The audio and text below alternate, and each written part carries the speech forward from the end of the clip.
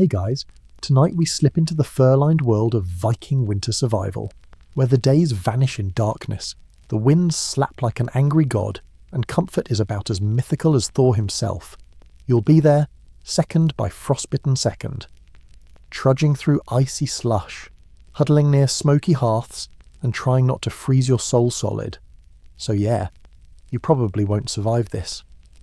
So, before you get comfortable, take a moment to like the video and subscribe, but only if you genuinely enjoy what I do here, and tell me where you're listening from and what time it is there. It's always fun to see who's drifting off around the world. Now, dim the lights, maybe turn on a fan for that soft background hum, and let's ease into tonight's journey together. You arrive in the north, not the crisp ski resort kind of north. This is the real north. 9th century Norway, deep into the months when the sun forgets how to rise, and the sky turns the same dull colour as your fingernails. Your boots sink into snow crusted with filth and ash. There's not even snow really, it's this gross mashup of soot, mud, and ice that crunches like cereal but smells like wet dog. Your breath puffs out in clouds. Not those cute little puffs either, the kind that freeze on your eyebrows. You haven't even reached the longhouse, and already your toes are staging a quiet protest. Inside the village, roofs sag under frozen straw. Smoke spills from every gap. Chimneys aren't really a thing yet, so it just kind of seeps upward like regret. The whole place smells of mossy wood, boiled cabbage and wet wool. That last one? That's you. A figure waves from a doorless entry. She's wrapped in animal skins, fur on the inside, leather on the outside. Her hair's braided, slick with goose fat to keep the lice away. You nod awkwardly and shuffle inside where the heat slaps you like a drunk uncle. Sudden, pungent and vaguely comforting. This is the longhouse, home to 20 people, give or take a goat. One long corridor, a dirt floor, and central hearth spaced along the middle. No rooms, no privacy, just bodies and firelight. Someone hands you a bowl.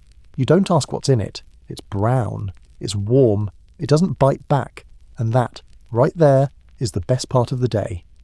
Outside, the sun is giving up around 2 p.m. Inside, the darkness creeps in by 3. The only lights are flickering oil lamps made from scooped-out stones, filled with fish fat and a wick that refuses to behave.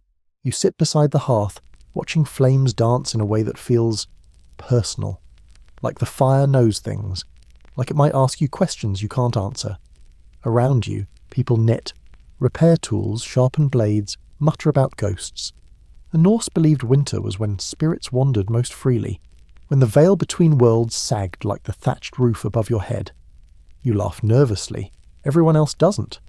In the corner, a child sneezes directly into your bowl. That might be your next illness. You've stopped keeping track. There's no soft bedding here, just straw, sometimes moss. Sometimes the softest thing you can find is an old hide that still smells faintly of deer, sweat and desperation. You nestle into it anyway, like a burrito of regret. The noises settle into an odd rhythm, crackling fire, snoring bodies, the occasional distant howl. You tell yourself it's a dog. You lie. What you don't do is relax, because that's how you get frostbite, or fleas, or both. Your fingers, even under layers of wool and fur, have that pale blue quality of uncooked sausage. You clench them, move them, tuck them under your arms, hoping the warmth of your pits can coax them back to life. It doesn't. Your pits gave up hours ago. A rat scuttles past. No one flinches. Even the cat just squints at it like, fair enough. Historians still argue whether the Norse had a concept of coziness like we do today. Sure, they had the word hugga, the root of our modern higgy, but it's hard to feel cuddly when your bedmate snores like a drowning elk and the roof leaks elk-scented water. And yet, there's a weird comfort in the misery, a strange pride. You made it through another day. The fire's still burning. No wolves broke in. No roof collapse. No supernatural visitation. Well, probably. You stare at the beam above you. It's darkened with smoke. Centuries of it, really. Every breath tastes slightly of charcoal. Somewhere in the longhouse, someone begins a lullaby, not the sweet kind, but a minor key drone, about ice giants and drowning boats. And just as your eyelids start to droop, someone coughs. Loudly, wetly, into the fire. The flames hiss. You pretend that's not an omen. You wake up to the smell of damp wool. Not the warm, cosy kind. No, this is the kind of damp that's gone sour. Mildewed. Marinated in the collective sweat of several unwashed bodies crammed together like pickled fish in a barrel. Your feet still wet. You never took your boots off. That was your first mistake. But it's not like anyone warned you, because no one ever takes their boots off. The leather is cracked, the seams leak, and every step you take feels like squishing through cold pudding. This isn't even an exaggeration. Historians note that winter boots were often lined with straw, which soaks up moisture beautifully, and then holds it against your toes like a passive-aggressive hug. You wriggle your feet and feel the familiar sting of chilled blood deciding whether it wants to keep circulating. That's not pain, that's your body voting against itself. One of the older men, missing a few toes and not the least bit embarrassed about it, notices your grimace. He nods toward your boots and rasps out something that roughly translates to, "Should have packed dry socks." You manage a nod in return.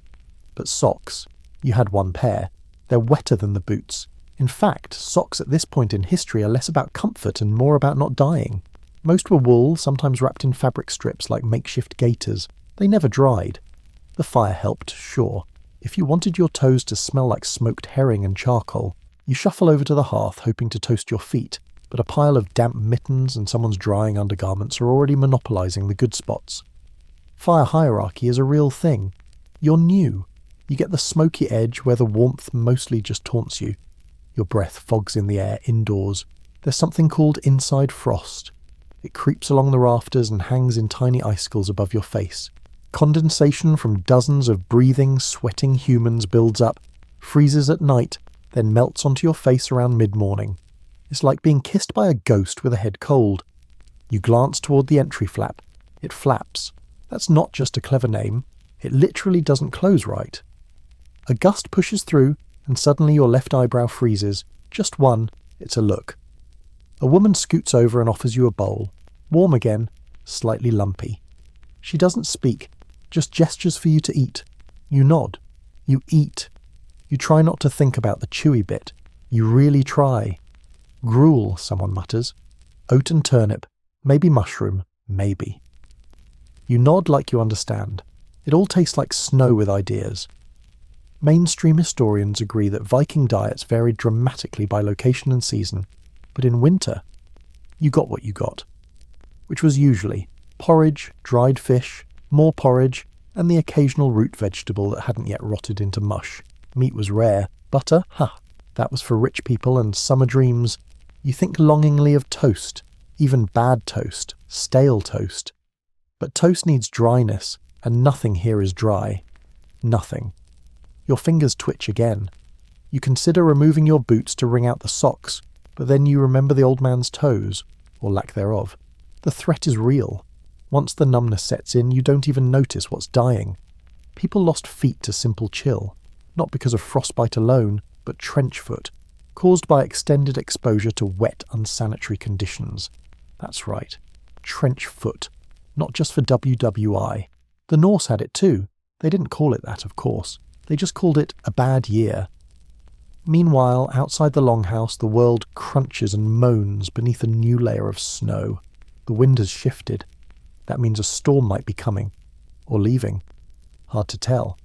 The sky is a flat, bleached colour that offers no clues. It's not grey. It's just not sun. You're told not to go outside today unless absolutely necessary. You ask what counts as absolutely necessary. Birth or death, someone replies. Fair, so you stay put. Shift from foot to foot. Occasionally stomp in place just to remind your circulation that it's still employed. It's not cosy, it's survival. Every moment is about keeping just enough warmth inside you to make it to the next hour. You glance down and realise your knees are trembling slightly. Not out of fear, just because your muscles are done pretending this is fine. Walk, someone says. You blink. Walk, around the fire. Keep your feet. So you do. You start walking in a slow circle around the hearth, dodging bowls, stepping over boots, nodding at goats. This is your gym now. Your treadmill, your medieval Fitbit screams in horror. Historians still debate whether Norse people understood circulation in the way we do, but it's clear they valued movement. You don't sit still for long unless you want to stiffen up and snap like a frozen stick. You hear a sneeze. Loud. Dramatic. then another. It echoes down the longhouse like a warning bell. Illness spreads fast here. Close quarters, shared air, and no concept of germ theory. If someone catches a cold, congratulations, everyone has it now. Hope you enjoy your mucus soup. A woman offers you a strip of wool soaked in some dark liquid. Chew, she says. You chew. It's bitter. Your tongue recoils. Willow bark, one of their go-to remedies. It's got salicin, basically ancient aspirin. Doesn't taste great, but it dulls pain and helps reduce fever. You keep chewing. You glance at your feet again. Still wet, but slightly warmer. Progress. And the fire still burns. You don't so much sleep in the Viking longhouse as you rest with suspicion. The fire flickers low now, casting jittery shadows across faces that resemble carved masks more than sleeping people. The air smells of singed hair, damp fur, and something vaguely fishy that may or may not be someone's blanket. You're lucky if you get 6 inches of floor to yourself. There's no mattress, no pillow, just straw, maybe old pine branches, and whatever pelts you can hoard without starting a domestic feud. Right now you've curled against a log that might be furniture, or might be a cousin. No one clarifies. Your back aches from the cold, your legs are stiff from cramping, but none of that matters compared to your new nemesis, the smoke. The hearth fire is the heart of the longhouse, and also its most petty tyrant. It warms, yes, but it also smothers. There's no chimney, remember? Just a smoke hole in the roof that's frozen shut, probably since the last full moon. The smoke hovers like a moody ghost, sinking low, curling into every corner, filling your lungs with a slow, medicinal burn. You cough. So does someone else, and someone else. Soon the whole building is wheezing like a tuberculosis choir. Historians confirm that Norse longhouses often had poor ventilation. Not because they didn't know how to make a chimney, just because an open vent let out the only heat source. So the trade-off was simple. Stay warm and slowly choke, or breathe easy and freeze. You can probably guess which one they picked.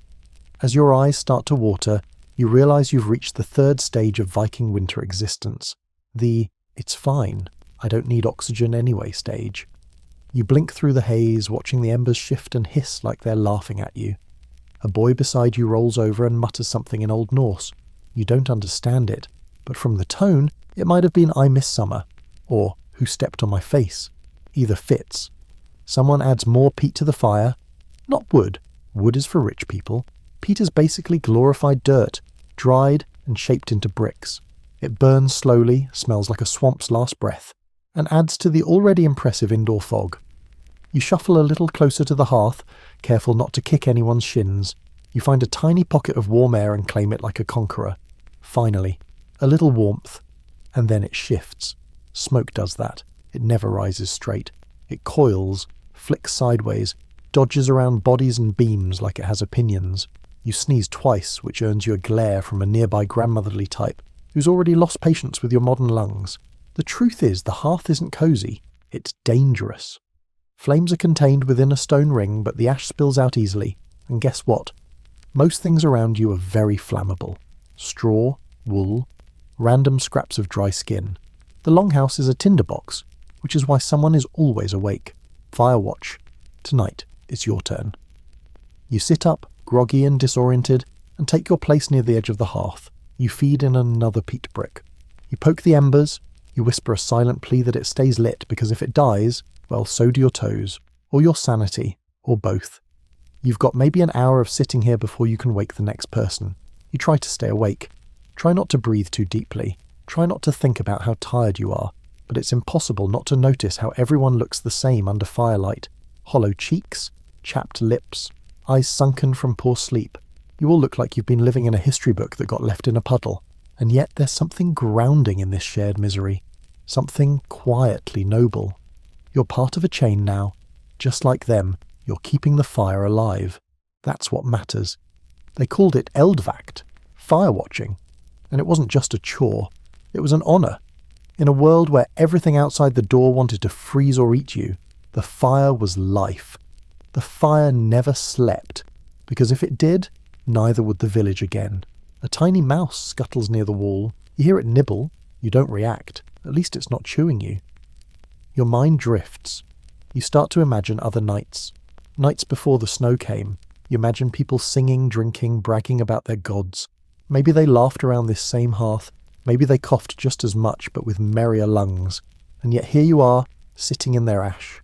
A voice murmurs beside you, "Stoke it higher." It's the old man with half the toes again. You nod, feed in more peat. The flames catch, flare gently, and then settle back to their dance. And suddenly, for just a moment, the smoke lifts. It's not dramatic.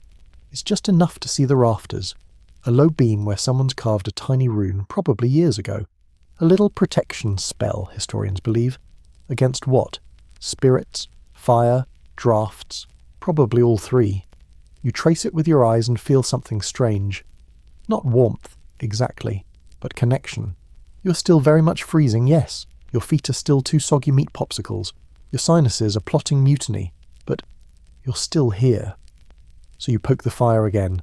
It hisses in reply, and somewhere across the longhouse, someone snores loud enough to rattle the roof, same as it ever was.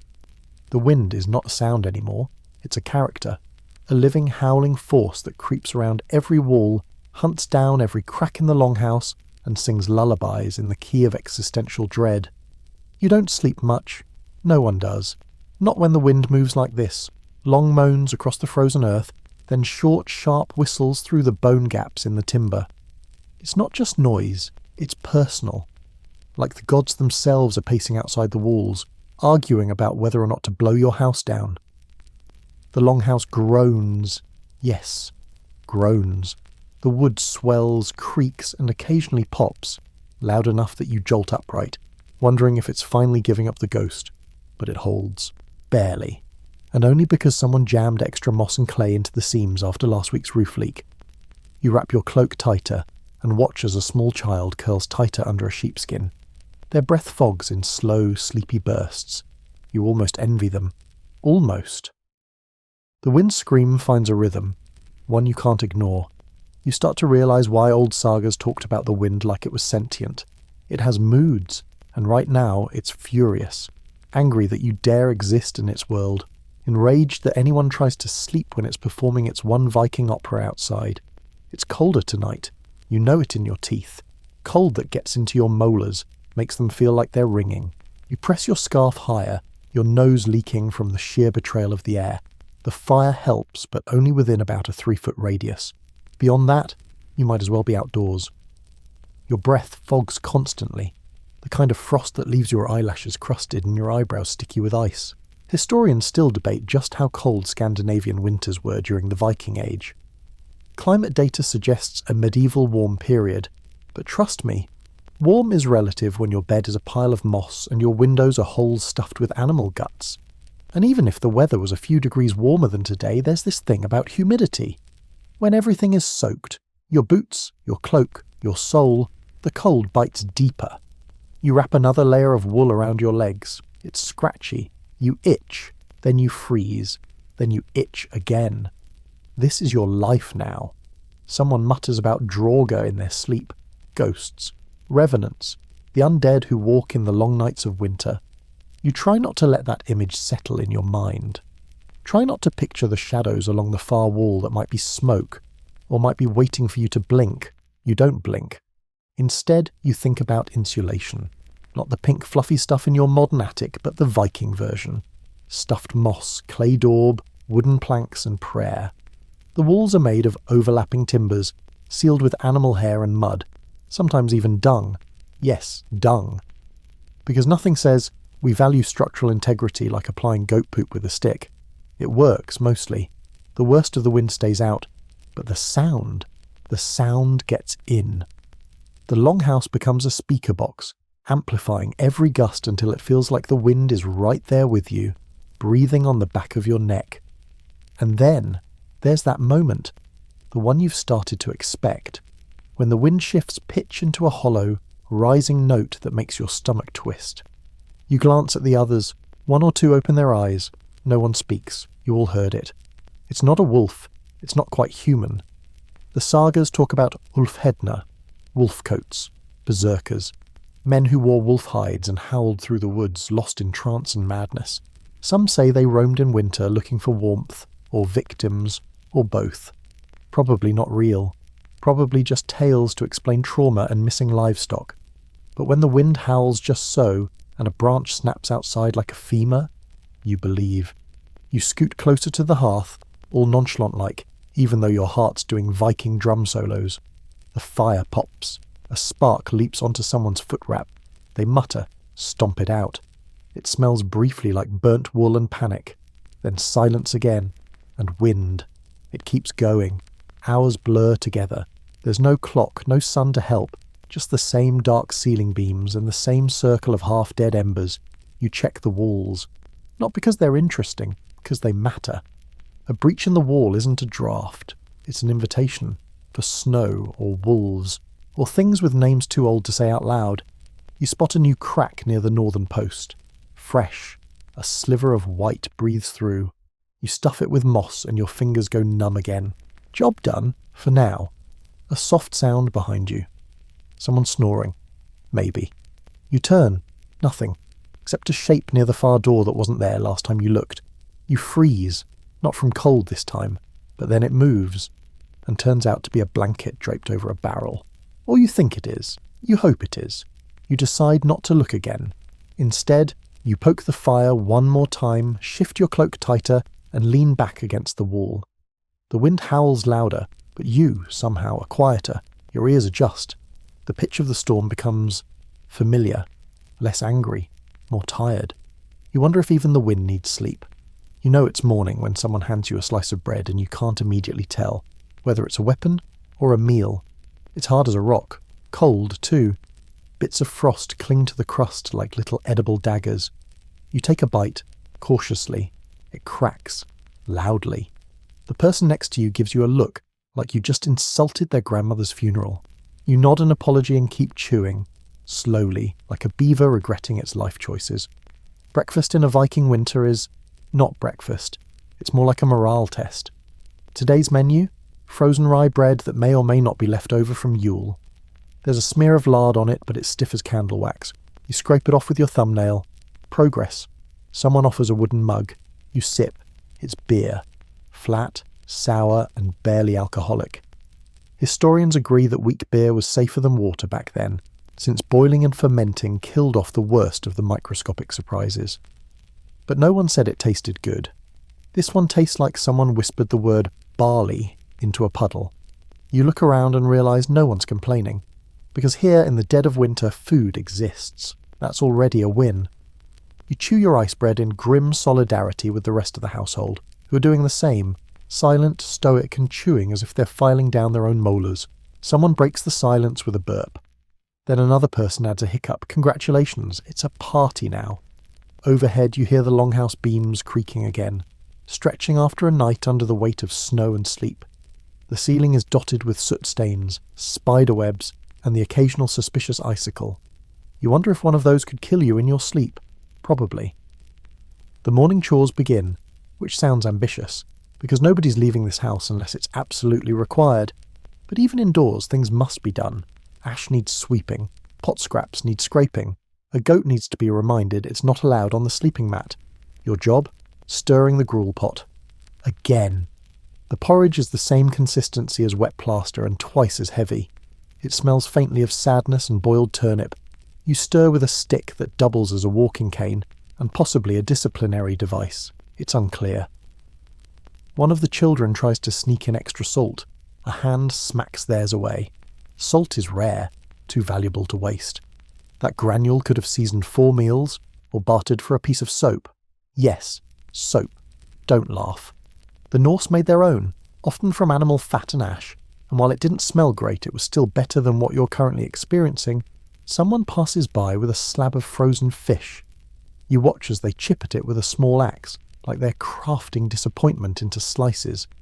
It's smoked herring, preserved back in autumn, now thawed by the fire until it reaches a chewable state. You get a nibble.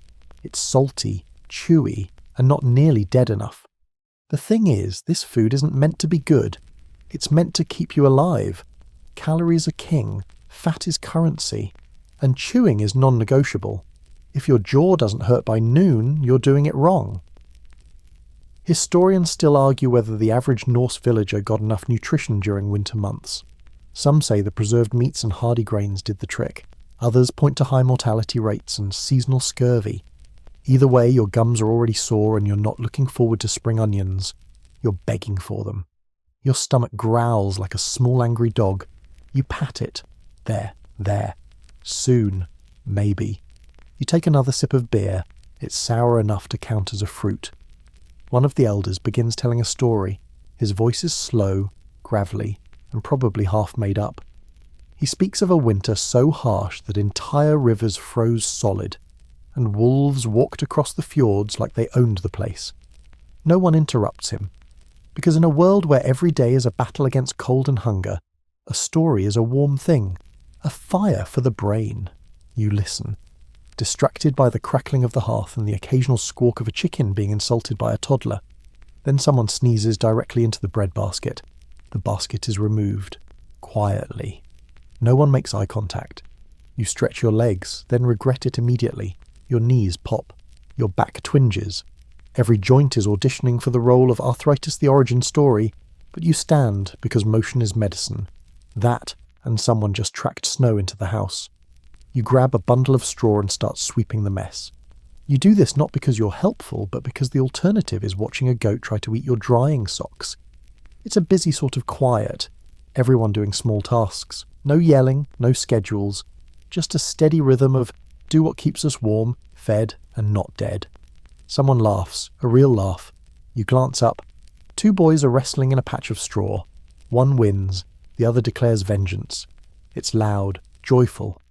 For a moment it feels like any normal morning, until the wind howls again outside and everyone goes still. That's the thing about Viking winter. Even the bread is quiet. You're not alone. That's the first thing you notice when the fire dims and the straw crackles under another body, not yours, turning beside you. You're surrounded, packed shoulder to shoulder, hip to hip, like hairy sardines wrapped in fur and mutual discomfort. The longhouse doesn't just sleep, it clusters. Families, neighbours, widows, cousins, and even the village blacksmith's apprentice who apparently has a snoring problem and no concept of personal space. And let's not forget the goat. Yes, the goat sleeps here too. She's got her own corner, loosely roped off, more of a suggestion than a boundary. Her name is probably something poetic like Björk, which means birch, or possibly noise demon. She makes little noises in the night, grunts, throat clears, and occasional philosophical sighs that suggest she's seen things. You shift slightly, and your shoulder brushes someone's foot. Cold, calloused. You pull away, only to nudge directly into someone's elbow. This is the sleeping equivalent of a traffic jam. There's no graceful way to adjust your position without accidentally spooning a neighbour or kicking a child. And yet this is normal, expected, essential. See, there's no central heating, no separate bedrooms, no thick quilts fluffed with Victorian goose feathers. There's just the longhouse, the hearth, and each other. Body heat is a precious commodity, and privacy is a myth they haven't invented yet. Historians confirm this arrangement. Most Viking-age homes had a shared sleeping area, often on raised platforms lined with straw or hides. Families slept close for warmth and survival. And yes, sometimes the animals joined in. The idea of personal space. That's a luxury of later centuries. Here, the only real question is who drools and who doesn't. Someone shifts. A child mutters in their sleep. An adult releases a sigh that might also be a complaint. The goat sneezes. You try to ignore it all, burying your face deeper into your fur-wrapped arms. But then there's the other problem. Fleas. You don't want to believe it. You try to rationalise the itch. Maybe it's just the wool. Maybe it's the smoke. Maybe it's your imagination. It's not. It's fleas, or lice, or both. Welcome to medieval slumber party bingo, where every itch is a mystery and every scratch might make it worse. Someone beside you is clearly dealing with the same thing, slapping at their neck and muttering dark oaths. You lock eyes in mutual suffering. No words are needed. At this point, you wonder how anyone actually sleeps here. The answer, they don't. Not the way you think of it. Sleep comes in fits, like shallow naps between shivers. You drift off, wake up, shift positions, warm a foot against a neighbour's back, then repeat. It's not rest. It's something closer to survival autopilot. A fringe theory suggests that people in ancient times followed a segmented sleep pattern. 2 phases, with a period of quiet wakefulness in between. Maybe that's what you're doing now, midwinter's version of intermission. You're certainly awake. Everyone seems half awake. Someone across the room is humming. It's a low melody, almost tuneless. Maybe a lullaby. Maybe a warning. In the dark, everything sounds like it could be both. You close your eyes again, try to ignore the goat's faint chewing, try to ignore the foot now pressing into your lower back. Try not to think about the communal chamber pot in the corner, which you sincerely hope is not full. And then you hear it. A very distinct pop. A tiny fart. Followed by a giggle. Not yours. You try not to laugh, because if you do, you'll wake the whole village, and then they'll all know who started the chain reaction. But someone else laughs. Then someone shushes them. Then the goat makes a sound that could be interpreted as either encouragement or protest. And just like that, the moment passes. The longhouse sighs again. Back to stillness. Back to warmth, such as it is. You realise you're starting to get used to this. Not comfortable, but adjusted. You know where to put your elbow now. You've figured out which part of the cloak folds best over your shoulder. You even time your breathing to the rhythm of the people around you. It's oddly calming, until the toddler next to you throws up in their sleep. Not a lot, just enough to make a point. Everyone nearby groans in that shared exhausted way. Someone gets up, straw is shuffled, a cloth is thrown. The child miraculously keeps sleeping. You do not. You reposition yourself toward the fire and hope that the heat will distract your brain from the new pungent aroma of partially digested whatever that was. You breathe through your mouth, and still, the goat judges you. You glance toward the loft above. It's not empty. That's where some of the older kids sleep. Also where fish hang to dry. Also where vermin like to party. But it's slightly quieter up there, and you start to think, maybe tomorrow you'll volunteer for loft duty, even if it means mice in your hair, even if it means you'll wake up next to a row of desiccated codheads. At least the goat won't be watching, and at least, for a moment, you might remember what it feels like to sleep without someone's frozen toes pressed against your thigh. Maybe. When you finally work up the nerve to answer nature's call, it's not just an inconvenience, it's an odyssey. You try to wait. You really do. You shift. You distract yourself. You bargain with your bladder like it's a mischievous spirit. Just give me 30 more minutes, I swear. But nature doesn't negotiate, especially not in a Viking winter. So you rise, slowly, stiffly, like a marionette with half its strings frozen, and tiptoe around the sleeping bodies. It's not a graceful maneuver. You kick someone's heel, someone grumbles, you freeze, then tiptoe faster. The air is colder now. It seeps into your layers before you even make it to the door flap. A thin mist curls around the threshold where warm breath meets outdoor death. You push the flap aside and instantly regret it. Outside is a world made entirely of sharpness. The air is not air. It's a blade slicing at your cheeks, curling into your nostrils like smoke made of ice. You gasp. It hurts. Not emotionally, physically. Welcome to the Norse outhouse experience. Except there's no outhouse. There's a designated pit somewhere, you think. Or maybe it's just that area behind the woodpile. Nobody wants to talk about it. But you saw people go there before, returning with that same expression you're wearing now, equal parts shock, numbness, and betrayal. You shuffle out, boots crunching on snow that glitters like crushed glass. The wind finds you instantly, rushing under your tunic, lifting your cloak with the enthusiasm of a mischievous poltergeist. This isn't just cold, it's spiritual. The kind of cold that makes you question your past decisions. That reminds you just how exposed human anatomy really is. You reach the pit, or what's left of it. A depression in the snow, partially frozen, partially filled with memories. You don't want to look. You don't need to. You do your business quickly, which is generous wording for the high-stakes balancing act you're now performing, all while trying to keep your garments from turning into frosted sculpture. You finish just as your thighs begin to go numb and scramble to rewrap yourself before the wind finds every crevice. Historians acknowledge the absence of proper sanitation in most Viking settlements. Waste was often buried or simply placed far from the longhouse to freeze. Disease was a constant risk, especially during winter when movement was limited, and hygiene took a backseat to not dying. And there's another charming historical tidbit. Sometimes, waste pits froze solid. Yes, frozen waste. A latrine popsicle. meaning if things piled up fast and the snow fell faster, the area became a kind of hazardous archaeological layer cake. You back away from the pit with great care, eyes watering from the wind and your sense of lost dignity. And that's when you notice the stars. They're piercing, vivid. The sky's a sheet of obsidian splashed with frozen light, and you feel smaller than ever. The northern lights haven't shown up tonight, but you've heard stories, how the gods dance in green ribbons, how souls are carried in streaks across the heavens. You pause, just for a second, just long enough to wonder if someone 1,000 years from now will stand on the same ground, freezing in the same spot, thinking the same thing. Then the wind punches you in the throat and you turn tail, sprinting back toward the longhouse like a man possessed. Inside is warmer, but only by contrast. The moment you re-enter, your eyelashes melt just enough to drip water into your eyes. The warmth stings your skin. You're shaking, not from fear, just from being outside for 2 minutes. You get a sympathetic look from a grandmother. She nods once, hands you a rag that smells like mutton fat, and gestures toward the fire. You crouch there like a grateful raccoon, steam rising off your shoulders as you thaw out. And now you smell like mutton. Great. The goat walks past and gives you a once-over, like she's re-evaluating your place in the social order.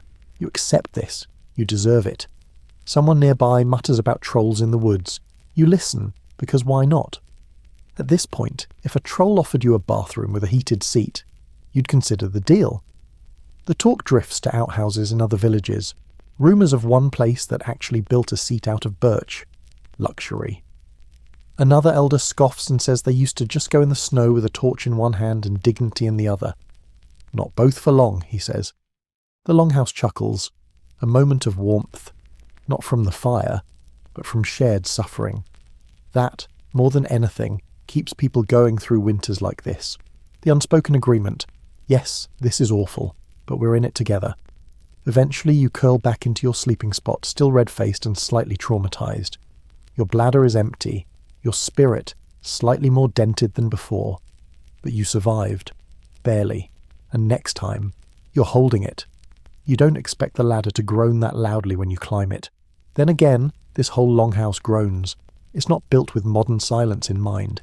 Every beam, every rope, every square inch of dried wood complains when touched, especially by your weight as you scale the crooked ladder up to the smoke loft. The upper level isn't much of a loft. It's more of a platform. Rough-hewn planks perched just above the main living space, suspended in a fog of warm smoke and mystery.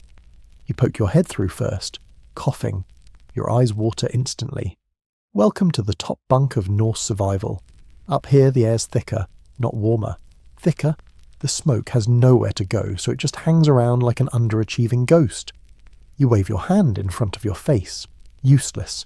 Your lungs are already filing complaints. You pull yourself the rest of the way up. The boards creak again, but hold. Barely. You're here because you were invited, which is code for one of the teenagers moved downstairs to sleep closer to the fire, and you looked the least plague-ridden. Congratulations, you've levelled up. The loft's not unoccupied. You see 3 other shapes already curled in various nests of straw and pelts. One shifts and mumbles in sleep. Another one scratches their scalp with the kind of intensity that says, "This is not my first flea."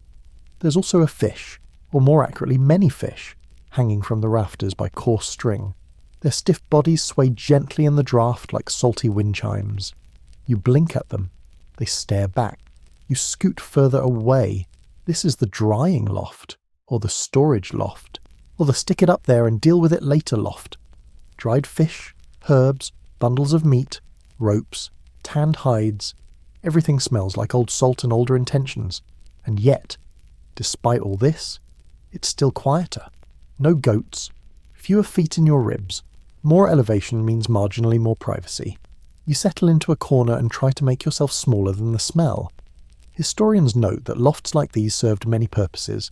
Storage in summer, sleep in winter, sometimes even birthing spaces or quiet corners for healing. In theory, heat rises, so this should be warmer. In practice, the smoke beats the warmth to it and sets up camp in your nostrils. You lie back and let the beams above blur into shadow. Your blanket's rough but effective, some kind of fur, possibly deer, possibly something less proud. It smells like it lost a fight, but it's thick, and you're grateful. Below, the fire snaps. You hear the familiar cough of someone waking up too early, the creak of a door flap, the faint giggle of a toddler too excited about snow for their own good. The loft creaks too, not dangerously, just conversationally. You imagine the wood whispering to itself about how many people it's held up over the years, how many winters it's groaned through, how many Viking farts it's silently endured. And then, you hear them, the mice. You told yourself earlier you wouldn't mind, that a few harmless mice are a small price for a quieter corner. But now that you hear them skittering near the fish ropes, squeaking softly like little cold pirates, yeah, you mind. One scurries across the rafter above you. You instinctively duck even though it's 3 feet up and ignoring you entirely. It pauses. You pause. A tiny mouse stare down. Then it vanishes. You exhale. Someone beside you rolls over and mutters, "Name it." They don't bother you as much when they have names. You blink. What? The mice. Name it. That one's probably Gudrun. She's always first. You stare into the rafters again, where Gudrun the mouse might be plotting. You're not sure if naming her makes it better or worse. Still, you try. "Hi, Gudrun," you whisper.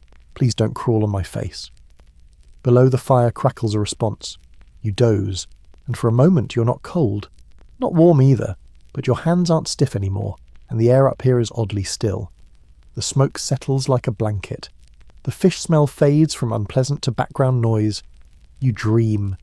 In the dream you're walking through the snow barefoot, but the snow doesn't feel cold. It's soft and glowing. You're not alone. Shapes move beside you. Tall figures, hooded, carrying torches made of pine and bark. They chant something. You can't understand the words, but they rumble in your chest like a heartbeat. You try to speak, but your voice turns into frost. Then a voice whispers from behind you, "Keep the fire above." You blink awake. The smoke loft creaks again. Someone downstairs adds more peat. The fire sighs. You realise you've just experienced the closest thing to a nap you've had since arriving. You smile a little. Maybe this loft thing has potential, until Gudrun comes back with a friend. You sigh. At least it's not the goat. Your stomach starts making sounds, not just casual growls, operatic ones. Long, echoing, traitorous noises that fill the quiet like an off-key horn section in a funeral march. Someone glances up from below the loft. You pretend it wasn't you. The goat doesn't buy it. You're hungry. But in Viking winter terms, you're also lucky. Because you're only hungry, not starving. Yet. The longhouse is quiet, the fire murmuring its soft rhythm as morning stirs again. Your belly keeps time like a war drum. You shuffle down from the loft, every rung of the ladder reminding you of how badly your legs want a mattress, a chiropractor, or preferably both. Your joints crack. A toddler mimics the sound with a toy rock. You are flattered and insulted. Down below, the day's food options are being considered. That's the best word for it. Not cooked, not served. Considered. You peer into the communal pot. Something greyish, slightly bubbly, and suspiciously vegetable-adjacent swirls in the bottom. A woman stirs it without looking, muttering something under her breath that might be a prayer, or a warning. She hands you a wooden bowl. You nod in gratitude because gratitude is a formality now, like clapping for a sad magician. You take a bite. It's bitter. It tastes like someone boiled regret in rainwater and then added last year's turnip. But it's warm, and it's filling. Two things you never take for granted anymore. You glance around, everyone eats slowly, no one speaks. They're busy chewing, conserving energy, and perhaps mourning the memory of taste. Historians say Viking winter diets were heavily reliant on what could be preserved. Dried fish, cured meats, root vegetables, sometimes thick broth from bone and marrow. But by late winter, supplies ran low. Rationing became law, and hunger became routine. You spot a boy scraping the inside of his bowl with a stick. No shame, just efficiency. Someone jokes, "You looking for last summer in there?" The boy smiles weakly. "Found autumn, I think." Laughter, real laughter. Even the goat lets out a soft bleat of approval. After eating, people get up slowly. Movement is intentional here. Every step is weighed, every task deliberate. You help with morning chores, if you can call them that. Chores really are anything that keeps you moving and useful. Sweeping ash, rewrapping peat, polishing tools with dried grass and a sigh. Your stomach quiets, but the emptiness lingers. a ghost of hunger following you like a second shadow. You overhear someone whispering about the winter hunger. It's not a sickness. Not exactly. It's a feeling, an ache that seeps into your ribs and joints and dreams. A slow narrowing of focus until food becomes the only thought worth having. You think about bread, not Viking bread, actual bread, the kind that's fluffy, golden, soft enough to bite without dental commitment, the kind your modern self took for granted. Right now, you'd trade your last sock for a warm croissant and a tiny square of butter that wasn't the consistency of snow-chilled clay. But you get none of that. Instead, a man offers you a strip of dried meat. You take it eagerly. It's tougher than rope and has the distinct texture of regret, but it's protein, and it matters. Horse, he says. You freeze mid-chew. He shrugs. Maybe deer. Maybe. Historians still debate how often Norse people ate horse. Some regions considered it sacred, others ate it in desperation. Right now, you don't care. It's not moving and it's in your mouth. That's enough. You chew, trying not to imagine its original shape, or eyes. The fire crackles again. A woman nearby is stirring a pot of fish oil and herbs. The smell curls through the air like a challenge. You gag quietly. She looks up. It's for my hands, she explains. Keeps the skin from cracking. You nod like that makes it better, then realise your own hands are cracking too, red, raw, bleeding at the knuckles. You reach out reluctantly and she dabs a fingerful onto your palm. It feels warm, oily, foul, but it works. You flex your fingers. They don't hurt as much. You mumble, "Thank you," she nods. "Don't lick it." Duly noted. And then it happens again. That growl, your stomach, loud, lonely. Everyone hears it. No one comments. This time, even the goat looks the other way. The hunger here is not about deprivation. It's about adaptation. You expect to feel it. You don't fight it. You work with it. Graze on little things. Dried berries. A scrap of bark chewed for the taste. Even snow, when clean enough, becomes temporary relief. It numbs your tongue and convinces your belly it's busy. You sit back, lean against the firing, and let the warmth soak into your bones. You remember that fish in the loft. You remember its eyes. You hope it wasn't named Gudrun too. You're not even tired. But it's your turn to watch the fire. Again. The others are curled in their makeshift nests, snoring, muttering, gently twitching like overcooked root vegetables. You're awake, wide-eyed, wrapped in two cloaks and the growing realization that if this flame goes out, so might you. The fire never slept. That's what they told you when you arrived, voice low and reverent, like sharing a family secret. The fire is warmth, yes, but it's also protection. It's what keeps frostbite from claiming fingers in the night, what keeps wolves from nosing at the door flap, what keeps the longhouse from becoming just another frozen tomb in the forest. So you stoke. You prod the embers with a half-burnt log, add a peat brick, watch as the flames sigh upward in orange spirals, licking the dark with soft fingers. Peat, always peat. It's not glamorous, it's not efficient, but it's what they've got. It smoulders slow, burns smoky, and smells like decomposed swamp and determination. You toss on another clump and cough through the haze. Your eyes sting. Your skin smells like something preserved in a Viking spice rack. You glance around. A few others stir, probably dreaming of stew or boots that don't leak. One man talks in his sleep, reciting something that sounds like a prayer or a recipe. A child snorts and rolls over, yanking the fur away from their sibling, who responds with a sleepy growl. You chuckle quietly, then return to the fire. You add more fuel, carefully, because you've heard stories, everyone has, about that one winter when the fire went out. The hearth had been smothered by damp moss, the coals cooled, the watchers slept, and when dawn came, the family was gone. Frozen in their beds, faces peaceful, eyes glazed like river ice. A cautionary tale whispered across generations, passed like a warning and a spell. Don't let the fire sleep. Historians still argue whether these stories are rooted in fact or folklore, but in a house with no insulation, no chimney, and a door that's mostly hopes and straw, it doesn't take long for cold to do its work, especially when everyone's too tired to notice it arriving. You stretch your fingers toward the flames, feeling the crackle of drying skin. The heat is uneven. One side roasts while the other side freezes. Fire control is a skill here, not just a chore. There are rules. Don't let it get too high, or it'll spit sparks onto someone's bedding. Too low, and the chill creeps back. Don't use fresh wood. It hisses and steams. Don't use dry pine. It explodes. Know how to read the coals, know when to fan and when to wait. Tonight, it's just you and the fire. You stare into it like it might offer conversation, and maybe it does.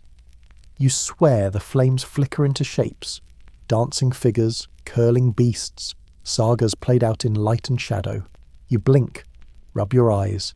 The smoke responds with a puff of judgment. You cough again. Behind you, someone shuffles. You freeze, just a sleeper, stretching. You relax, but only a little. You never really relax during Firewatch, because that's when things creep in. Drafts, animals, doubts. You hear a sound outside. Not quite a howl, not quite a branch. Just something. You grip the fire poker like it's more than a stick, like it could be a weapon if it needed to be. You stare at the door. It doesn't move. Eventually the fire settles again. The shadows ease back into their corners. You realise your heart is beating faster than it should. You breathe. The goat makes a soft huffing sound from the other side of the room. For once, it feels like a comfort. Your turn ends when the next person shuffles into place. You don't speak. You just nod, hand them the poker, and crawl back to your straw pile. But you don't sleep immediately. You lie there, feeling your heartbeat settle. And you listen, not just for wolves or spirits. You listen for the fire, because if it goes quiet, you'll know, and you'll get up, because the fire never slept. And neither really, do you? You're awakened, not by light, because there is none, but by smell. Specifically a dense, nose-wrinkling aroma of burning fat and old bark. It slinks through the longhouse like a spirit of culinary despair and wraps itself around your consciousness, until you have no choice but to rise. It's solstice time, midwinter, the darkest night, the one where the sun dips furthest away and the world forgets it ever existed. But this darkness, it's special, sacred, and slightly less miserable, because it comes with a feast. A solstice celebration isn't joyful in the modern sense. No streamers, no Christmas carols, just quiet reverence, flickering torchlight, and the one night of winter where everyone eats until their jaw cramps, which is why the smell is bearable, almost. Someone hands you a chunk of bark. No explanation. It's not for fire, it's for eating. Yes, eating.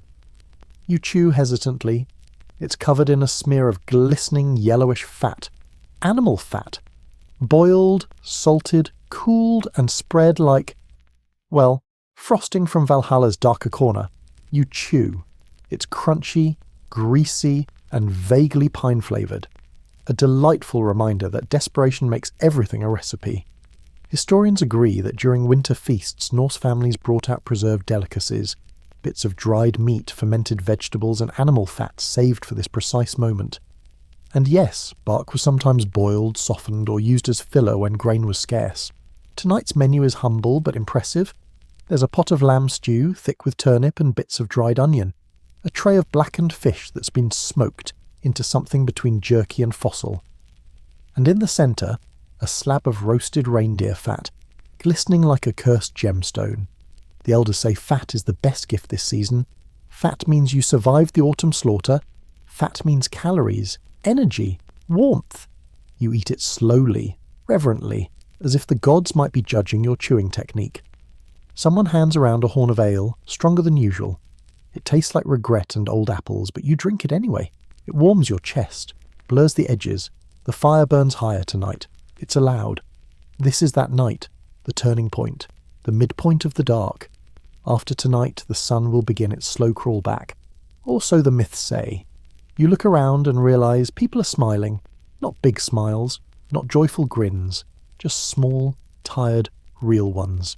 The kind that stretch across cracked lips and soot-smudged cheeks. For one night, the hunger steps back. The cold seems slightly less cruel. You sit beside an old woman who wears a necklace of bones. She notices your stare and chuckles. "Seal ribs," she says. "My father made them. Good luck." You nod, unsure whether to compliment or apologise. She leans in and whispers, "Tonight, we leave offerings." Offerings? She nods toward the door. for the spirits, the ones that visit, the ones we don't name. Later you see what she means. After the meal, a boy walks to the doorway with a bowl of stew. He kneels, mutters a few words and sets it gently outside. Then he sprinkles ash across the threshold. A line, a ward. You ask why. Keep things out, he says, or in. Depends. Historians still debate how seriously these midwinter rites were taken. Some say they were symbolic. Others argue they were deeply feared moments tied to ancient beliefs in wild hunts, spirit travellers, or the return of the dead. But no one here laughs. You follow the others outside, just briefly, long enough to feel the frozen earth under your boots, long enough to see the stars pierce the dark like cold fire. You hear a song, soft, low, in Old Norse, a funeral song maybe, or a prayer. It has no real melody, just a rhythm, like waves under ice. You join in. You don't know the words, but your hum matches theirs. You breathe mist into the sky and feel it swirl upward. Someone places their hand on your shoulder. Now you're part of it. You don't ask what it means. You know. Back inside, the fire has mellowed. People settle in, full-bellied and drowsy. The goat is asleep. The children are too. Even the longhouse seems quieter, like it knows something just passed and moved on. You lie down again, head heavy, body warm. Your stomach no longer growls. Your bones, for once, are not aching. You close your eyes and drift off with a faint taste of bark and fat still on your tongue. And for the first time in weeks, you sleep without dreaming of food. You dream of wolves. Not snarling, snapping beasts, but tall, silent shapes that drift through the woods like shadows pulled from the fire's edge. Their eyes glow, their paws make no sound, and when you turn to run, your legs sink into the snow like molasses, each step heavier than thought. You wake up sweating. Which is strange, because the air is still cold enough to make your breath curl. It's the dark again, always the dark, but this time it feels thicker. You blink and blink, trying to orient yourself, but there's no difference between eyes open and closed. The fire has burned low again, just enough to sketch shadows across the walls. It doesn't comfort you. Not now. There's a story someone told you last night, half whispered during the solstice meal right after the stew and just before the singing, about the wild hunt.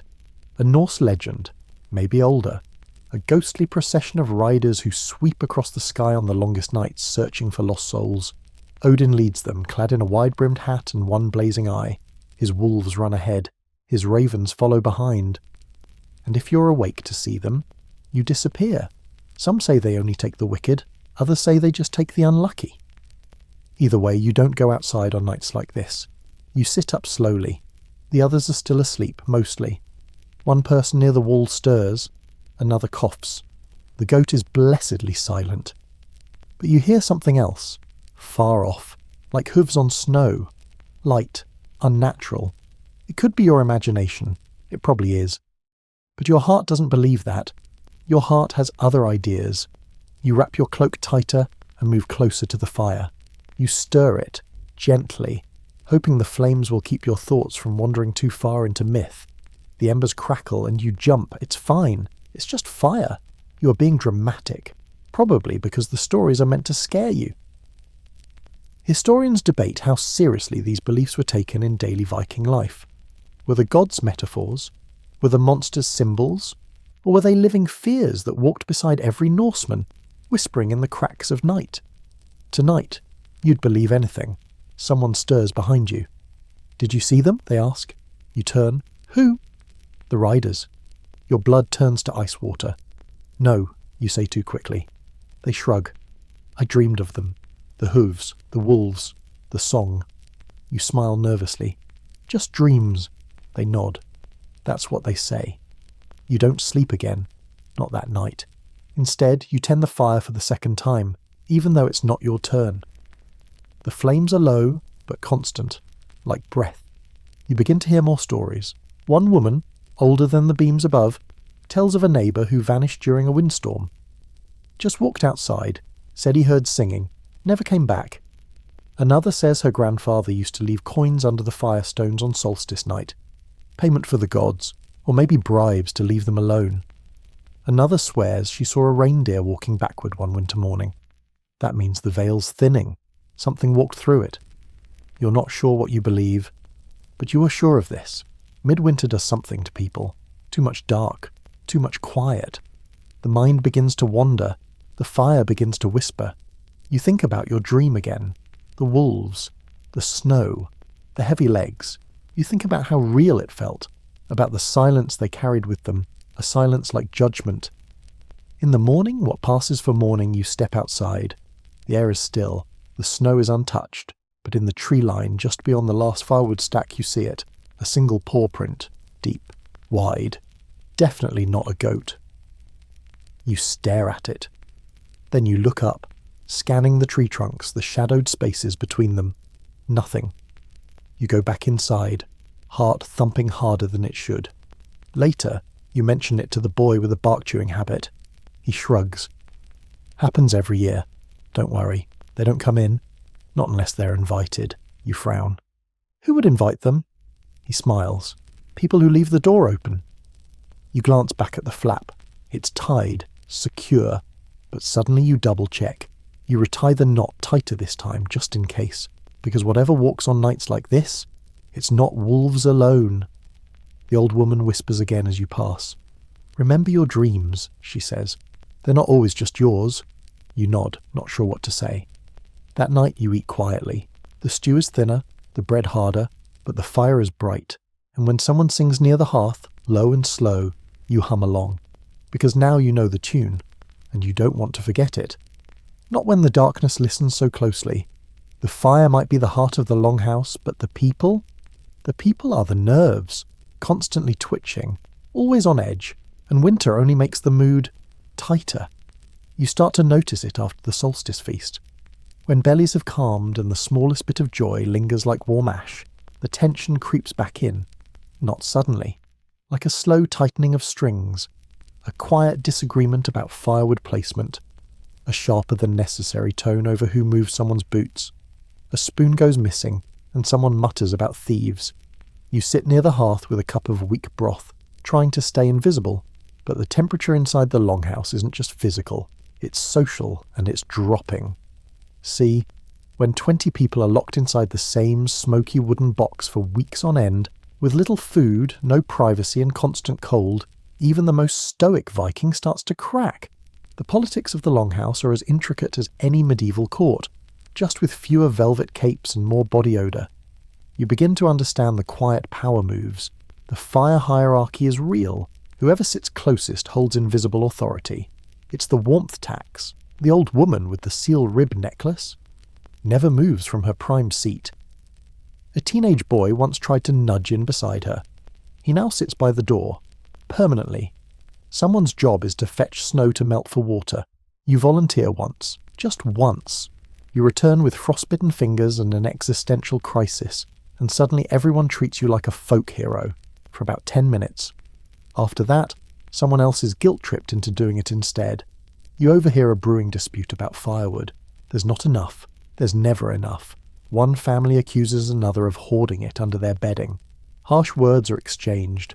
One man claims he saw another burn a carved board. An heirloom, he wails dramatically. It had runes on it. It had termites, someone else mutters. The argument fizzles, but the bitterness doesn't. It lingers. That's the thing. No one here can leave. Not really. The snow is too deep. The wind too cruel. You're trapped together, just like they were in generations past.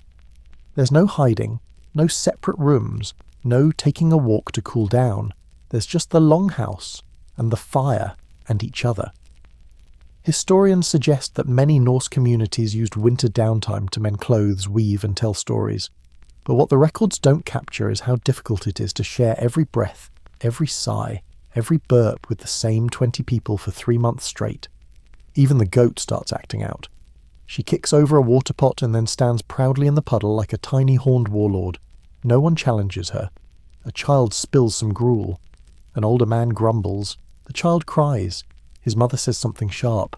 The grandmother says something sharper. Soon everyone's talking at once. You sit still and pretend to be part of the furniture. Someone decides the loft sleepers are hoarding the good air. Another person claims the smoke drifts more aggressively to their side of the room. There's passive-aggressive fire tending. Too much ash flicked in one direction, poking the flames during someone's story, stirring the pot when it's not your turn. One woman whispers to another, "She didn't even make her own cloak." You can tell. You're not sure if this is scandalous or just regular gossip. Either way, it spreads like smoke.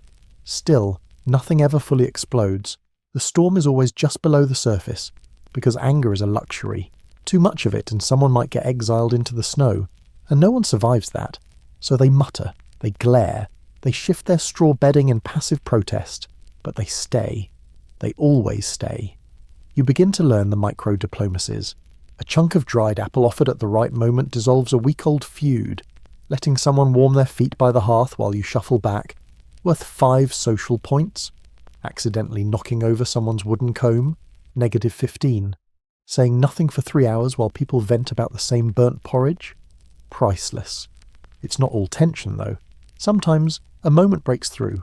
Someone plays a bone flute, 3 notes, awkwardly, but it's enough to make people smile. A boy juggles stones by the fire badly. He drops one into the stew pot. It's fished out, rinsed, and the game continues. And laughter returns for a while. You think of how many winters have passed this way, how many small quarrels snowballed into legend, how many friendships were forged in shared eye rolls over who snores loudest or who stole someone's sleeping fur. You shift closer to the hearth. Not too close. Just enough. You stir the coals gently and hear a man across the room say, "That's not how my mother did it." Someone replies, "Your mother also thought the moon was a cheese wheel." Silence. Then laughter. Just enough to warm the air again. Just enough to remind everyone that you're all still here. Still human. Still watching the same fire. The silence is different this morning. It's not the usual hush of sleeping bodies and crackling embers. It's heavier. Still. A quiet that spreads like fog across the longhouse, dampening even the goat's occasional snort. You wake slowly, sensing it before you understand it. The fire is alive but subdued. The smell of wood smoke lingers as always, but something's missing. No chatter. No arguing over porridge. No toddler trying to ride the dog. You sit up and that's when you see it. The child. She's still. Curled beneath a fur in the far corner. Her mother sits beside her, unmoving. Hands folded in her lap, eyes fixed on nothing. No one speaks. You know, instantly, she didn't wake up. The ache that's been sleeping inside the walls of this longhouse all winter spills out, silent and solemn. No scream, no wail, just that deep, blank stillness, like the fire itself is holding its breath. A few people gather near, heads bowed. One woman touches the girl's foot gently, as if to be sure. Another crosses herself, not Christian, not really, but a gesture borrowed from somewhere, meant to feel useful. You don't know the girl well. She was small, maybe 5. She liked to hum while she ate, liked to braid straw into crooked dolls. A few days ago you watched her try to teach the goat how to curtsy, and now she's gone. It doesn't feel fair, it doesn't feel real, but it is. Historians speak of high infant mortality in early Norse life. 1 in 4 children didn't live past 5. Disease, cold, hunger. It didn't take much. A slight fever, a cough, a weakened body. And in the depth of winter, that was often enough. The body is washed gently, not with soap, with melted snow. Her mother wraps her in a soft pelt. There's no coffin, just cloth and care and old tradition. Later, when the light outside barely changes from dusk to dawn, a small group prepares to leave. The ground's frozen, so they won't dig deep, just enough to layer in the earth under stones. You want to say something. You don't. Words feel wrong in your mouth, but you help gather firewood for the burial pyre. Small kindling, branches, dry moss. You help clear a path through the snow. You offer your scarf, even though you need it. When they return, everyone sits together. No feast, no toasts. Just warmth and the quiet sounds of the longhouse breathing again. That night someone starts to sing, low, slow and without words. A hum, a cradle song. It winds around the rafters like smoke. You lie still, listening. And for the first time the darkness feels gentle. You wonder what the girl dreamed of in her final hours. Was it the fire, her dolls, the goat? Maybe she dreamed of spring. Later a man places a carved token in the fire, a small wooden horse. You ask him why. He shrugs. takes her soul where it needs to go. Historians still debate whether such gestures were religious, spiritual, or symbolic, but in the longhouse no one questions them. Death is too close to separate from ritual. Every small act matters. Every farewell holds weight. You watch the horse blacken, curl, then vanish into flame, and the fire crackles on. Life continues. The next morning someone makes broth, extra thick, a gesture of comfort. Someone else mends a broken stool. A child laughs again for the first time in days when the goat sneezes and knocks over a bucket. The pain doesn't vanish, but it makes space. There's room again for breath, for warmth, for memory. And when you sit by the fire that night, you whisper the girl's name, just once. Not loudly, not for anyone else, just for the flame. And you swear, for a moment, it burns a little brighter. You discover something new about your own face when it makes a sound. You're heading outside again. Don't ask why. You drew the short stick on water duty, and as you step into the brittle pre-dawn frost, your breath freezes instantly in your beard. Or what's becoming a beard. Or maybe was a beard before it became a small ecosystem of regret. And then you move your mouth, and your beard cracks. Not figuratively, not dramatically. Just a small, dry snap, like splitting celery in a meat locker. You stop, blink, gently touch your chin. Somewhere inside the pelt layers, your face is muttering unspeakable things about your life decisions. The Viking beard mythos is no joke. Historians love to point out the Norse fondness for grooming. Combs, tweezers, even little scissors have turned up in digs. But none of that matters when your facial hair is frozen into a single, semi-sentient clump of ice wire. You try to laugh. That cracks it more, so you stop laughing. You fetch the water quickly, fingers stinging as you scoop snow and pack it into a pot like cold shame. You bring it inside and set it by the hearth, where someone else will melt it into something less deadly. You sit down and try to thaw your beard. A woman offers you a bit of goose fat on a cloth. Rub that in, she says, helps the icicles slide out. You nod. Say thanks. Try not to cry when your face says no to movement. Later, a man tells you a story about a friend who once lost half his moustache to winter. Snapped right off on a hunting trip. Just stayed in his glove when he wiped his nose. They gave it a burial, told stories about it at dinner, even named it. You want to laugh again, but you don't. You rub in the goose fat and keep your mouth very still. Still, despite the danger, there's something almost respectable about your frostbeard now. People nod at you like you've passed an unspoken test. You're one of them now. Your beard has suffered. There's talk of trimming it, but you wave them off. You want to see what it becomes. By spring, it might gain its own consciousness. Meanwhile, your hands are faring no better. The skin cracks with each new chore. You wrap them in wool and smear more lard into the lines. You can't remember what your knuckles used to look like. Smooth? Pink? Imaginary? One of the elders lets you borrow a scarf. Not for your neck, for your nose. It's got a looped string designed to keep it across your upper lip. Ingenious. Terrible looking, but ingenious. You wear it with pride. Even inside the longhouse, the cold finds your face. You see others dealing with it too, frostbitten cheeks, windburned noses, eyes red from constant thawing. Everyone's developing that same hollow-cheeked, smoky-eyed, frostbitten look. It's very winter 870 AD. You're all on theme. Someone cuts their beard shorter with a bone knife. You hear the snap of ice separating from hair and wince in solidarity. A child tries to tie their father's beard into braids and ends up yanking a frozen clump clean off. Tears are shed. A fireside memorial is proposed. The goat? Still flawless. Her winter coat is enviable. She struts around like she invented layering. You wrap your scarf tighter. Later during a lull, someone starts plucking a little harp. A lyre, really. The notes drift across the smoke and settle gently on your frostbitten ears. It's not a tune you know, but you find yourself humming along anyway. Something about music makes the pain fade. Or maybe just pushes it to the background. The fire glows warmly. You feel your eyebrows thawing. One drops a flake of ice into your stew. You don't even care. You sit back, cross your arms, and gaze into the middle distance like a man who's aged 100 winters in one. Your beard crackles again. You nod to yourself. You've earned it. You wake up to panic. Not the full-blown, screaming kind. No, it's quieter than that. Sharper. The kind of silence where everyone is looking for something. You sit up, rubbing the sleep from your eyes. and immediately sense what's wrong. The goat is gone. There is no goat. No soft bleating in the corner. No hoof clicks on the floor. No impudent little snorts. The spot where she usually sleeps is empty. Her rope slack. Her bedding slightly ruffled like she just stood up and walked out for a midnight meeting. Everyone is already moving. No words, just tension. One of the children's crying quietly. Another is being sternly told not to. An older man is tying on his boots with grim purpose. You ask, could she have wandered? A woman snorts. In this cold? She's not stupid. And she's right. The goat's smarter than half the people in here, and far too proud to take a solo stroll through waist-deep snow and feral wind. If she's not here, it's not her idea. You step outside with the others. The cold slams into your bones like a forgotten debt. The wind is vicious, whistling sharp between the trees.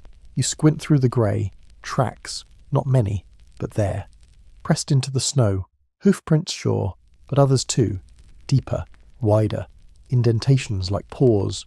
Claw marks. You kneel beside them. Wolves. The longhouse doesn't talk about wolves much. Not out loud. Not unless they have to. Because talking about them means remembering just how real they are. Not just sagas and shadows.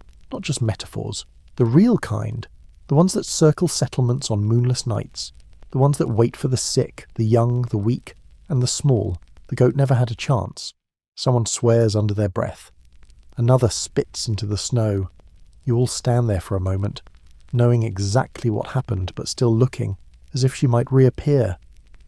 As if this story could end another way. It doesn't. You go back inside. The flap shuts behind you. The longhouse exhales. One long collective breath. No one says much. The goat had a name. You never learned it. You don't ask now. Instead, people get to work, like they always do. One man carves a few sticks into crude spears just in case. Another checks the walls for weak spots. The older woman rubs ash along the doorframe. Protective, she says, keeps the beasts away. Historians say Norse people had a respectful fear of predators. They didn't waste time romanticizing wolves. They admired their strength, their cunning. But they didn't trust them. And if one took your livestock in the middle of winter, that wasn't a tale. It was a loss. Food, gone. Milk, gone. Warmth, gone. And yet, there's no rage, just quiet resignation.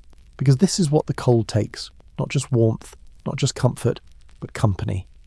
You think about her, the goat, how she used to shove her way between people by the fire, how she sneezed dramatically and looked offended when no one applauded, how she stared at you like she was judging your posture. You miss her more than you should. That night the fire's a little hotter, burned higher on purpose. Everyone needs it more now. Someone places a tuft of goat hair into the flames. A soft, hissing sound, then gone. You sit beside a boy who hasn't spoken much before. He nudges your shoulder with his. She kept chewing my boots, you smile. She bit me on the knee once. She was mean. She was queen, you correct. He nods. Yeah. Silence again. You poke the fire. The woman with the seal-ribbed necklace mutters something about balance. That wolves take what the gods allow. That the goat spirit will come back in spring, maybe as something else. You don't know if you believe her, but it's a nice thought.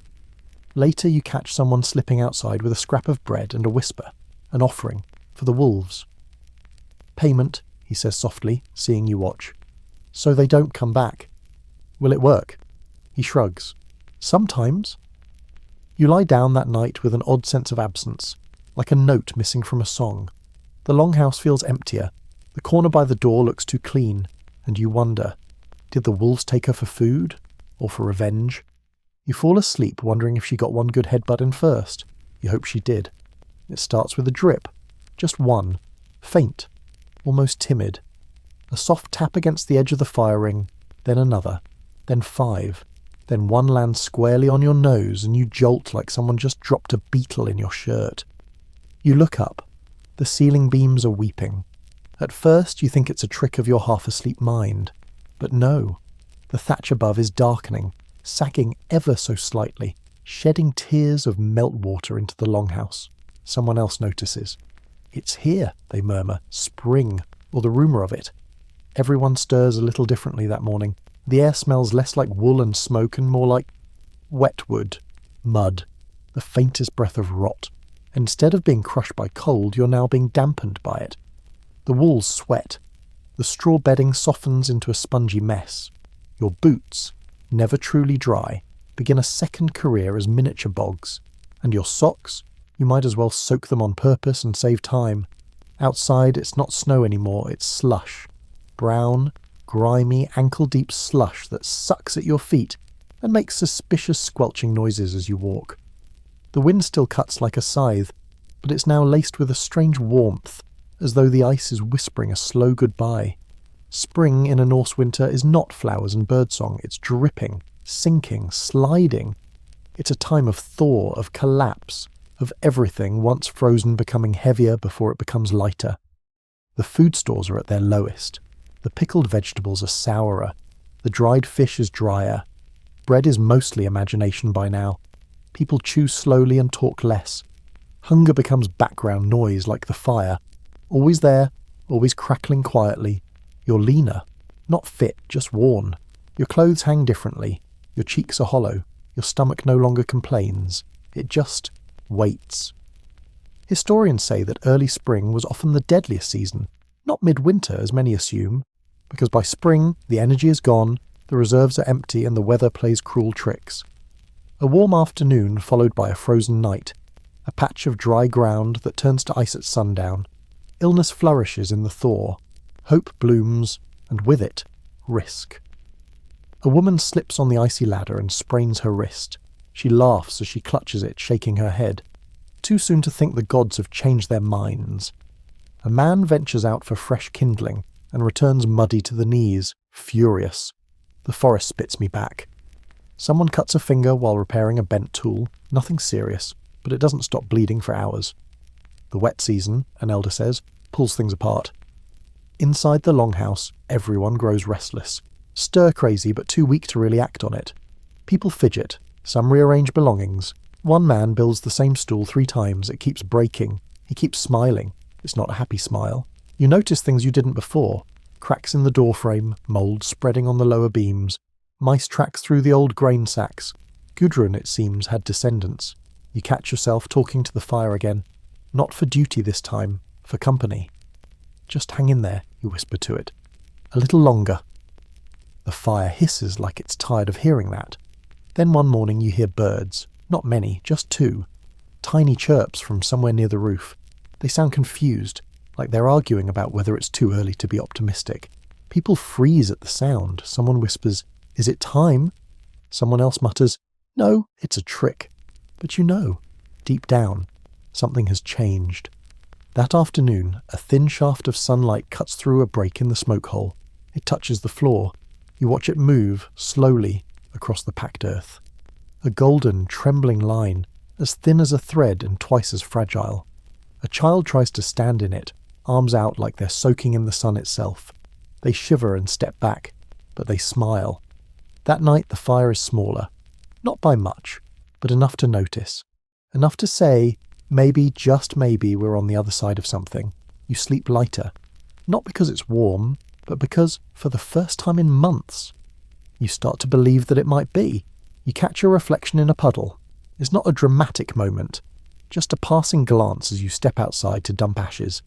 But the murky surface holds your gaze longer than you expect. And what you see? Well, it's not quite the same person who trudged into this longhouse all those months ago. Your face is sharper, the cheeks carved in by cold and hunger.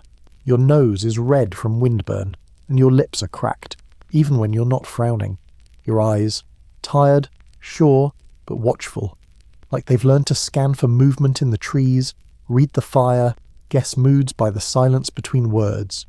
Your beard, still here, still mildly terrifying. It's wild now, a bristling frost flag of your survival. You stopped grooming it weeks ago, partly because your comb snapped, and partly because, well, it started to feel like a shield. You squat next to the puddle, watching it tremble under your breath. You tilt your head. You look like a Viking. Not the movie kind. Not the golden-armoured hero swinging an axe in slow motion with wind in his hair.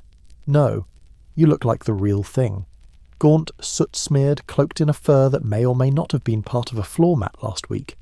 and you've never felt more awake. Inside the longhouse, the mood has changed.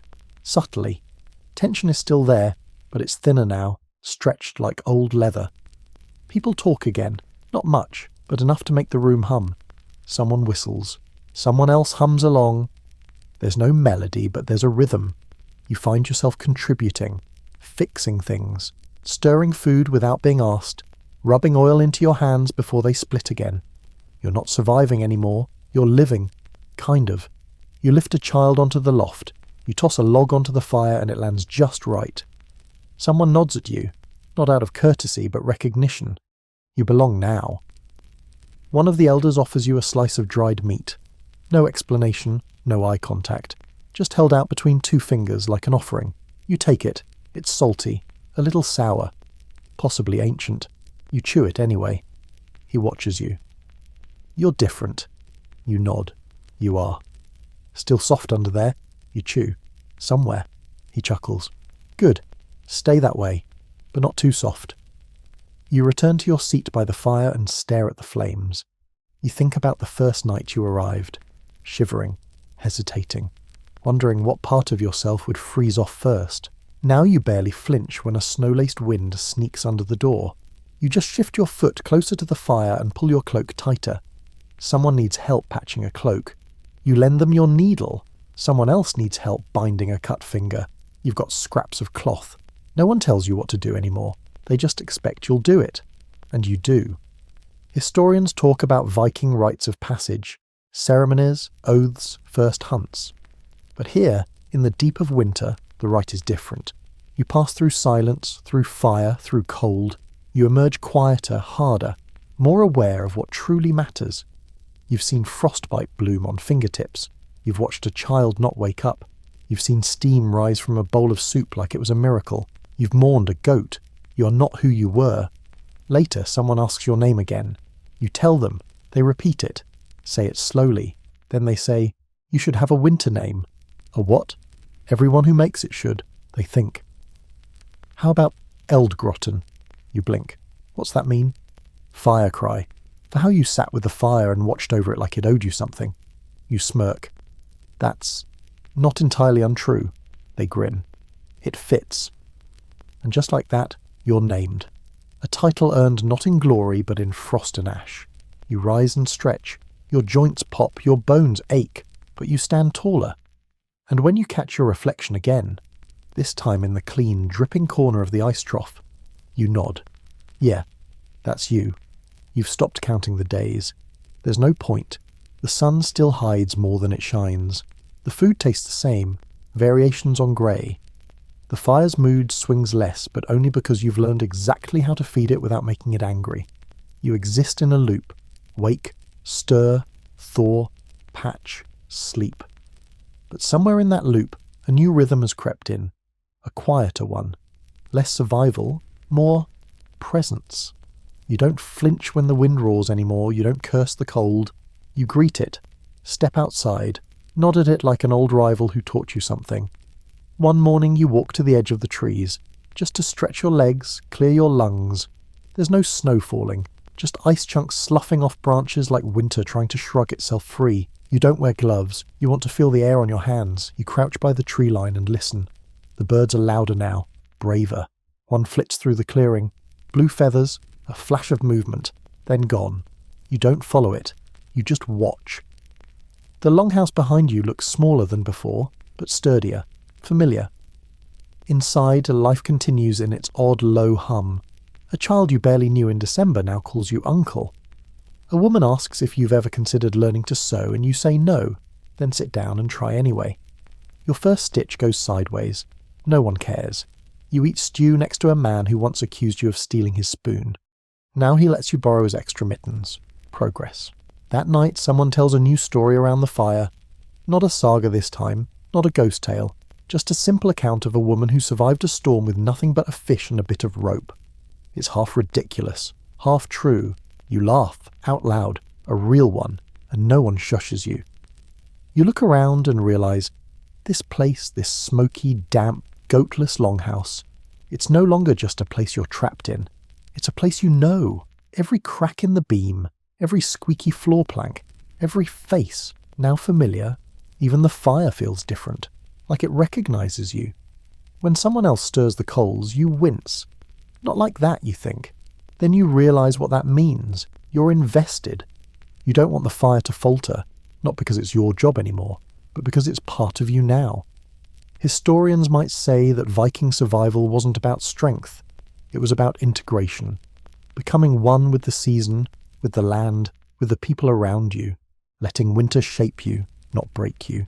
You feel shaped, not hardened, not made of iron, but etched. You bear marks now, frost lines on your cheeks, tiny scars on your knuckles, soot that never fully washes away. Your voice is quieter. Your eyes hold still longer on small things. Your words weigh more because you don't waste them. You help build a rack for drying wet cloaks. You repair a cracked mug. You massage an elder's aching shoulders with bare fat and silence. And when someone cries because the hunger still lingers and the snow still hasn't melted, you don't offer empty words. You sit beside them and listen. You begin to understand why the old ones call this part of the season the cracking. Not because the ice breaks, because you do, and then you heal, but not the same. You think back to your first night here, how the wind felt like knives, how you doubted you'd last a week, how you used to listen for wolves. Now you listen for laughter. It's harder to find, but it's still here. One evening the smoke hole opens fully. On purpose, the air flows easier. The sky is visible, a violet sheet sprinkled with gold. You sit in that beam of light and hold out your hand. It's trembling. Not from cold, from release. You survived. Not in the epic sense. No dragons slain, no monuments raised. But you were here, and you remained. You were hungry. You were cracked. You were afraid. And still, you stayed. The last ember refuses to die. It's morning. Or maybe late night. You're no longer sure, because even time here seems tired. But the light creeping through the thatch isn't grey anymore. It's gold, pale, watery, like sunlight that hasn't quite committed. But it's real. You sit at the hearth, same place as always. You press a stick into the glowing coals and watch the tiny tongues of fire lick at its edges. The flame doesn't roar, it inhales. It sighs, like it survived something too. There's barely enough peat left for a day, but you don't panic. No one does, because it's almost over. Not the cold, there will still be that. But the deep winter, the long dark, the part where even hope froze solid and silence filled the cracks between the logs, that part is cracking. The longhouse moves with a new kind of energy. People wake earlier, they stretch, talk more. Someone makes a joke and no one scolds them. Even the children seem taller, as if their bodies finally decided it was safe to grow again. You step outside, just for a moment, and the air? It's soft, still sharp, still northern, but not hostile. It brushes your skin instead of slapping it.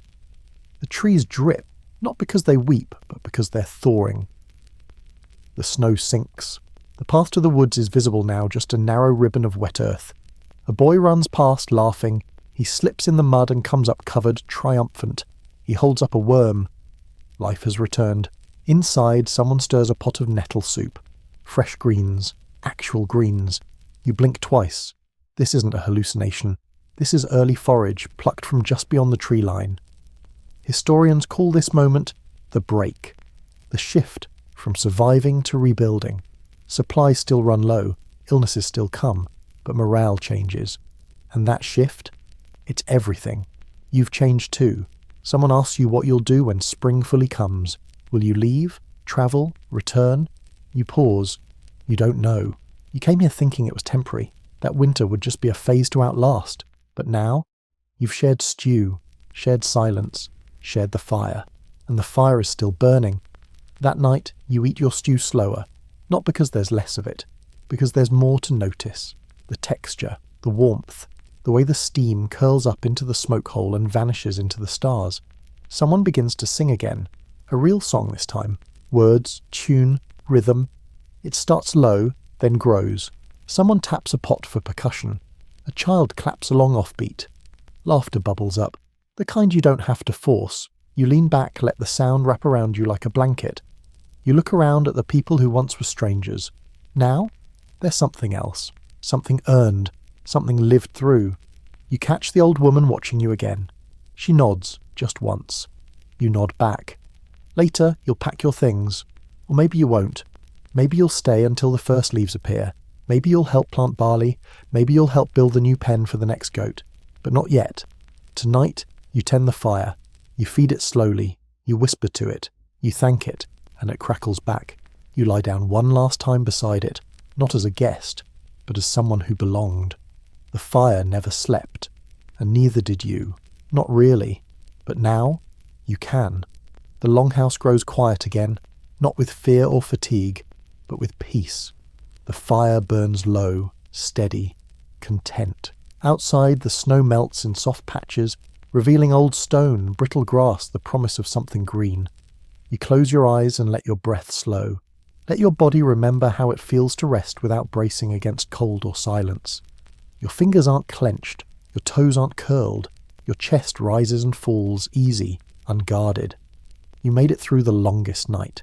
Through hunger, through smoke, through dreams that walked too close to waking, through stories that bit like frost and laughter that warmed more than stew. Now you are still, and the stillness holds you.